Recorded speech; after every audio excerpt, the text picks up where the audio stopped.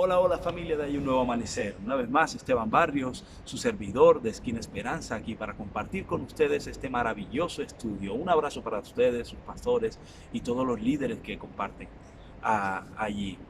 Bueno, me corresponde ahora estudiar TED, la letra TED de este acróstico basado en el alfabeto hebreo.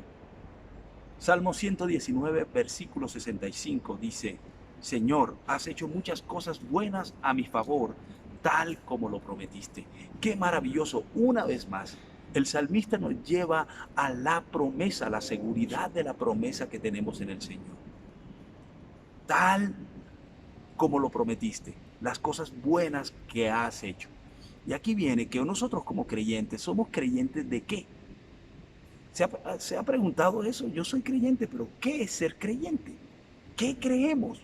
Pues creemos la palabra del Señor. No pudiéramos decir que somos creyentes solo porque creemos en Dios. Recuerda la vez pasada que hablamos donde Santiago decía, pues tú dices que crees en Dios, pues los demonios también creen y tiemblan. Y dice que no hay mérito en decir yo creo en Dios. No, tú y yo somos creyentes de la palabra. Por eso vuelvo y digo que para nosotros los creyentes el mañana no es incierto. Esa canción que dice el salmista por ahí, yo no sé mañana, para nosotros no es real, porque nosotros sí sabemos lo que es el mañana. Está escrito absolutamente todo acerca del mañana. Y yo soy un creyente del mañana, de lo que está escrito en la palabra. ¿Tú eres creyente del mañana? El versículo 66, creo en tus mandatos, ahora enséñame el buen juicio y dame conocimiento. Cuando la palabra habla de estudiar de estudiar, de escudriñar, está hablando de el logro del ser humano en tomar algo que está escrito y convertirlo a acción. No es la palabra que sabes, sino la palabra que vives. A mí me impresiona hoy saber que, que cuando Abraham fue el padre de la fe o vivió todo lo que vivió, cuando hizo todo lo que hizo para el Señor, cuando le obedeció, no había un solo versículo escrito. ¿Te has puesto a pensar en eso? Entonces la Biblia solo es cuando de lo escrito hay acciones. Eso es lo que muestra tu madurez y mi madurez. ¿Qué tantos versículos vivimos? Porque no se basa en qué tantos versículos no sabemos. Versículo 67, yo solía desviarme hasta que me disciplinaste, pero ahora sigo de cerca tu palabra. Y aquí hay algo muy especial, porque el salmista está diciendo que nosotros nos desviamos cada vez que vivimos sin la palabra.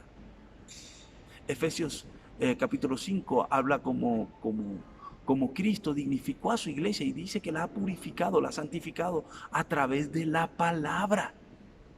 No podemos decir absolutamente nada que no tenga que ver con la palabra. Si la palabra no está llegando a tu vida, pues tu vida no está siendo transformada realmente. Qué impactante es que sin la palabra nos desviamos. Y además porque somos susceptibles a las intenciones, entonces nos movemos a partir de intenciones y no de los cimientos de la Biblia. Y cada vez que nos movemos a partir de intenciones, porque para ti, para mí, a veces hay cosas que son buenas. Hay gente que dice yo no bebo, yo no robo, yo no mato y yo con eso estoy bien. Pues déjame decirte que ahí no hay nada, ahí no hay fe todavía, porque no se basa en eso. Tú podrías vivir de las buenas intenciones e intentar hacer cosas buenas, pero la Biblia nos enseña lo que es lo correcto. Y en lo correcto está el caminar derecho, en no desviarse ni a la derecha ni a la izquierda. No se basa en hacer las cosas bien, se basa en hacer lo correcto. Dice el versículo 68, tú eres bueno y haces únicamente el bien, enséñame tus decretos. Tus pensamientos no son mis pensamientos, dice el Señor. Por eso el salmista lo que dice es, yo no entiendo la verdad, hay cosas que tú haces que yo no entiendo, enséñame cuál es esa parte, porque a veces yo te pido algo y tú haces otra cosa. Pero el salmista lo que está diciendo es, ok, tú haces cosas maravillosas, pero yo no las entiendo. Enséñame cómo funciona tu palabra, cuál es el significado real de tu palabra. Los arrogantes, dice el versículo 69, me difaman con mentiras, pero la verdad es que obedezco tus mandamientos con todo el corazón. Y aquí está la susceptibilidad a las cosas que la gente alrededor dice de nosotros. La mayoría de gente dice o que estamos locos, era normal, Pablo decía, me dicen loco por causa del Evangelio, pero claro, le iban a decir loco, porque era un tipo que iba hablando por el camino e iba diciendo, el Señor, yo iba para un lugar, pero el Señor me dijo, ve para otro. Algo así como para ustedes, es que yo iba para Envigado y de repente Dios me dijo, ve para Río Negro. Y era loco porque él en cualquier momento los que iban caminando con él recibían ese mensaje también. ¿Y cómo así? ¿Nos cambiaron la ruta? Sí, nos cambiaron la ruta. Entonces, aquí el punto, mi querida familia, es que los malos van a decir que ustedes y yo somos locos, que ustedes y yo somos a veces incoherentes, pero la realidad es que la única coherencia de la que se puede gloriar el ser humano es ser coherente con la palabra del Señor. El corazón de ellos es torpe y necio. Yo en cambio me deleito en tus enseñanzas y aquí viene otra reflexión. Nosotros ponemos los ojos en cómo están los demás. Hay muchas partes en la Biblia donde Dios nos dice que no nos comparemos con los impíos. Y cuando habla de impíos, no era la manera en que se decía en ese tiempo, pero es con todos los que no son creyentes. Y todavía hay gente que se pregunta por qué a ellos les va bien, por qué a mí no me va bien, por qué ellos tienen y yo no tengo. Eso tenemos que quitárnoslo de encima, porque nuestros ojos no debemos ponerlos en la gente. Tenemos que tener los ojos puestos en Jesús, autor y consumador de la fe, y en quien está en realidad ¿cómo pudiéramos decirlo? La realización de nuestra vida. Los planes del Señor son buenos para darnos el fin que esperamos. Así que no te critiques y no te exijas y no te compares con los demás, porque nunca tu vida va a ser igual a la vida del resto de los que no creen. Versículo 71. El sufrimiento me hizo bien, porque me enseñó a prestar atención a tus decretos. Y aquí viene otra pregunta y otra reflexión. ¿Cómo vas con los momentos difíciles? ¿Qué sale de tu boca en los momentos difíciles?